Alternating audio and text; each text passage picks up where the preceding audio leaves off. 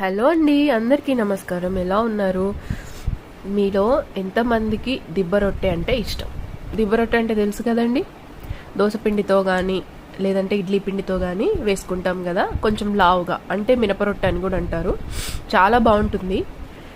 ఈ దిబ్బ రొట్టెను చట్నీతో తినడం ఇష్టమా, సాంబార్తో తినడం ఇష్టమా, లేదంటే ఇలా మాలాగా తేనెతో తినడం ఇష్టపడే వాళ్ళు కామెంట్ చేయండి. తేనెతో అయితే చాలా బాగుంటుందండి. ఇది ఎలా అంటే మంచిగా కరెక్ట్గా ఆయిల్ ఉండాలి, మంచిగా బాయిల్డ్ అవ్వాలి, లోపల పొడి పొడిగా ఉండాలి, లైట్ వెయిట్ ఉండాలి అన్నట్టు. దిబ్బ రొట్టె ఎప్పుడు కూడా బరువుగా రాకూడదు, లైట్ వెయిట్ ఉండాలి. దానికి సాంబార్ కానీ చట్నీ కానీ ఏదైనా పర్వాలేదు, కానీ లాస్ట్కి మాత్రం తేనెతో తింటేనే ఆ మజా. మళ్ళీ నేనేం చేస్తా అంటే కొంచెం దోశతో కానీ చపాతీతో కానీ తేనె వేసుకొని తినడం నాకు చాలా ఇష్టం. చాలా మంది జామ్ అది తింటారు కదా, నాకేమో తేనె అంటే చాలా ఇష్టం. అంటే వీటి కాంబినేషన్లో తింటాం.